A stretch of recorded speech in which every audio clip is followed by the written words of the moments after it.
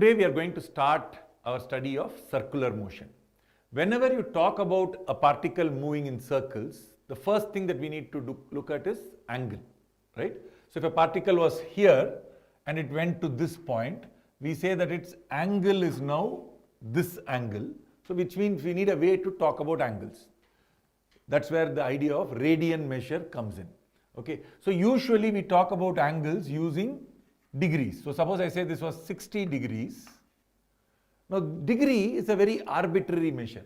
Why is it arbitrary? Somebody decided that they must take this circle and cut it into 360 parts, right? So that means this is 1 degree and so on. So they just decided to cut it into lots of parts, 360 parts. Now why 360? There's a long story around this. Long time ago, people thought that the sun goes around the earth in 360 days. So basically they thought a year has 360 days. And so that was the reason they cut it. So 1 day would basically be a coverage of 1 degree. So that was the starting point. Then when they found out it was 365, they kept it at 360. Okay, but that is not important because it's an arbitrary division, right? So we need something which is more natural. And that comes from the circle itself. All circles are similar. So if I took a small circle like this and I took a large circle, you know that if this was radius r and let's say this was radius 2r, the circumference of this circle, and you compare the circumference of that, that circumference is going to be 2 times. So if this was c, this would be 2c.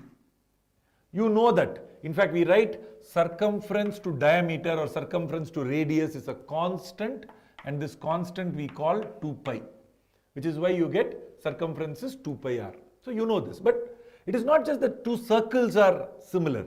If you took a sector of a circle with the same angle, let's call this angle theta, this sector is similar to that sector. What does that mean? If I call this r and let's say that was s, that is this arc length is s. Don't confuse s with displacement. Here s is not displacement. S is equal to arc length. Okay, so whenever we're talking about circular motion, we'll use the letter S. Just don't get confused with displacement. Think of it as arc length. So if I took this sector, that is if I took one like this and I went around like that, for R, I had a displacement of or arc length of S.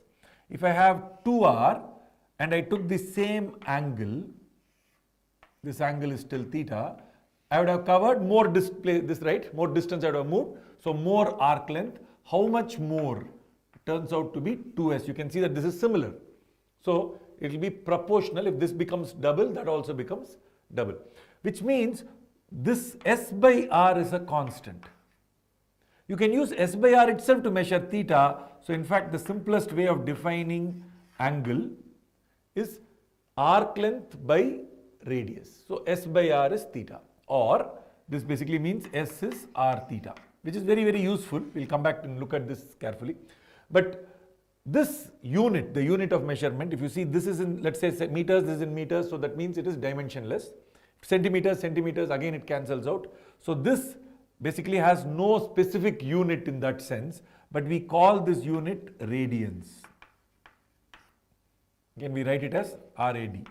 Sometimes people write 1 radian. They also write it as 1 with a C on top. Okay, this almost looks like degree, but usually we won't use that. So we'll just call it 1 radian.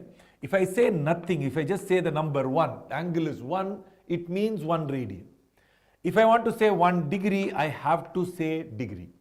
For degree, you do need to put in that small circle at the top. But for radian, if you just left it like this, it means 1 radian. Okay, let us understand what is 1 radian. What is 1 radian? 1 radian is when this is r and you are walking around like that such that this is also r. This is r, that is r, but remember that this is also r because you're walking in a circle, right? So this, I've not drawn it well, but this is basically 1 radian, right? By definition. Why? Arc length is r, radius is also r. But what does this look like to you? R, R, R. It almost looks like a equilateral triangle. Except for an equilateral triangle, this would have been r. Whereas now in this case, this is slightly less than r because you see that curved length is r. So that means this length is slightly less than r. 1 radian is slightly less than 60 degrees. In fact, if you exact calculation says 1 radian is very close to 57.29 degrees. So we'll think of 1 radian as 57 degrees, but think of it, it's quite large. That's why we still continue to use degrees. But for all our purposes, we will go to radians. We will use radian as our key measure. So whenever somebody says, what is the angle? You talk about it in terms of radians. So I hope that is clear. Let us also go ahead and look at a few more things.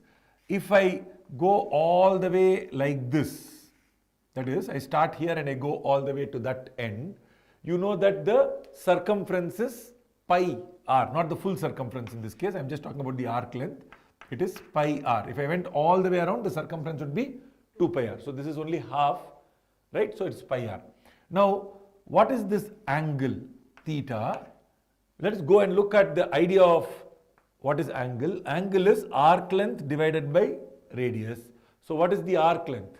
Pi r divided by the radius. So this angle must be pi radians. If I did say nothing, that means it is pi. Pi is automatically radians. So pi radians, but you already know that this is 180 degrees. So pi radians is 180 degrees. This is a very useful thing to keep in mind. So 90 degrees would be pi by 2 radians.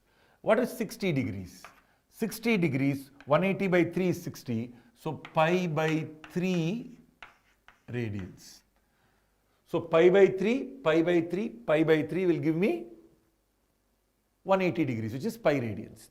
And if I look at 1 radian, you can see that this is 1, 2, 3. So it gives me 3 radians, but there will still be a little bit extra. How much extra? Because think of it as 57, 57, 57. You have not reached 180. You still have about 9, right, left. So you'll have that little bit left, which happens to be 0.14 radians. And this would be 3 radians. And so this whole thing is 3.14 radians, which is pi radians, almost. Pi is exact, 3.14 is an approximation. So I hope that idea is clear. So we will keep using this. So if I talk about a full circular loop like this, if I come back, how much angle have I covered? 360 degrees. But that can also be written as 2 pi radians. Remember, radian sometimes is not mentioned. Suppose you just say 2 pi. So we'll often write like this. 2 pi, nothing is mentioned, is equal to 360. This is wrong. Because 2 pi means 2 pi radians. 360, nothing left means 360 radians. It's not correct. For degrees, you must mention. So this is correct. But I didn't mention radians. That's okay. Okay, we will keep mentioning it as radians, but sometimes you will not have radians. You just say 2 pi is equal to 360 degrees. The angle 2 pi means 2 pi radians. So I hope this overall idea is clear. So we will keep using this. The most powerful reason for using radians is because you can write S is equal to R theta. Okay, this becomes extremely useful. We'll see that in a minute. Let us now look at why we use, the real reason why we use theta in radians. Because suppose I had used theta in degrees. Suppose I call this theta degrees. So if I had 3 degrees, right? Then what would be this arc length? Okay, how do we calculate it for theta degrees? So 3 degrees, 5 degrees, how do you calculate? You would say for 360 degrees, I get an arc length of 2 pi r. So for 1 degree, I get an arc length of 2 pi r by 360, which is pi by 180 r. That is for 1 degree. So for x degrees, I'll get this into x. For theta degrees, I would get S is pi by 180 into theta times r. So this is one way to do it, but this is very complicated to remember, try out. Suppose I had theta measured in radians, theta radians. And somebody asks us, hey, tell me what is this arc length? What is the arc length? Just r into theta, finished. Is this easier or is that easier? Clearly this is so much easier, right? That is the reason we use everything in radians. In fact, after some time, instead of remembering all this and doing all this, what will you say? Suppose somebody tells you, hey, you've got 30 degrees. Then immediately in your brain you should say, 30 degrees is how many radians? Pi radians is 180 degrees. right? So pi by 180 for 1 degree into 30. So if I cancel this out, this is pi by 6 radians.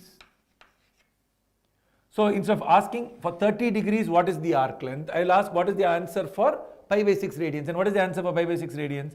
Arc length is r times pi by 6. This is really easy. This is the reason that we use this whole idea of radian measure. All across when we are talking about circular motion, you are going to be constantly using the idea of radian measure.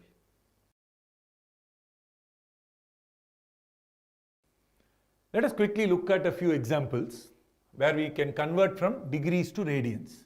Now, just keep the following things in mind. This angle is 180 degrees, which is equal to pi radians. 90 degrees would be how much? Pi by 2 radians. So this is pi by 2.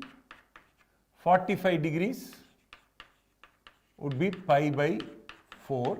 60 degrees, 180 is pi, so 60 is 1/3 of 180, so that is pi by 3. 30 degrees is pi by 6. These are numbers that you should just keep in mind, so you can then use it whenever we are trying to solve.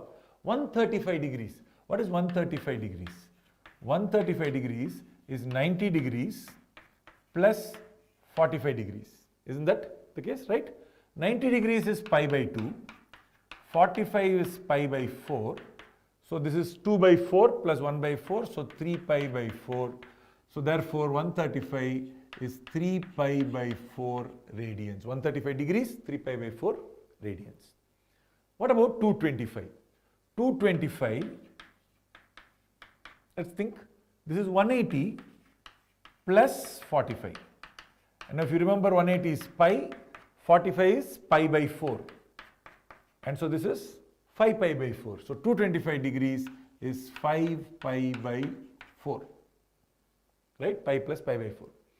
What about 75 degrees? Well, we can try to break 75 degrees as 45 degrees plus 30 degrees. Do you remember the answer for 45 degrees? Yeah, 45 degrees is pi by 4. What about 30 degrees? 180 is pi. This is 1/6, so that means it must be pi by 6. I have already written it down. So this is pi by 6 plus pi by 4. So I can think of 12 as common. And if I write this as 3 times and then multiply this by 2, so you get 5 pi by 12. So 75 is 5 pi by 12. Oh, so that means anytime I get a question, I should try and write it in the form of what I already know. Well, not always. That is the way you can do if you know the angles. Suppose I have 7 degrees. Now if you start racking your brain and saying 7 can be written as 30 plus minus, it will take forever. So what you do then is that you say 180 degrees is pi. 1 degree is pi by 180. Right?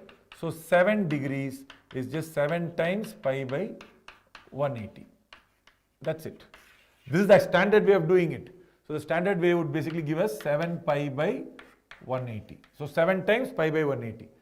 Then why didn't I use that for that? I could have written 75 into pi by 180. This is also fine, but then you have to cancel. And if I did all the cancellation, this will become 5 by 12. There it is easier to remember a few things and say 45 plus 30. But the standard way is, if you have x degrees, you can write it as x into pi by 180. So I hope that is clear. Let us go to question number 5 here. Find the arc length of a sector with angle 15. My angle is now 15 degrees. First thing that I will do is to convert 15 degrees into radians. So 15 pi by 180. 15 into 12 is 180. So this is pi by 12. Pi by 12. And cross check. 30 degrees pi by 6. 15 degrees must be half of that. So pi by 12. Okay. What is the arc length? R times theta. This is 60 centimeters. So arc length S is 60 into pi by 12. That is 5 pi. 5 pi centimeters. Remember, angle has no dimension, but arc length has. This is centimeters, this is centimeters. So the answer to that question is 5 pi centimeters. Pi is, if you think of it as 3.14, 5 times 3 approximately 15. 15 point something. I'll just write approximately 15 centimeters. Is that okay? Exact answer is 5 pi centimeters. So you know how to therefore convert angles to radians, angles in degrees to radians, and then use the radian measure to immediately find the arc length.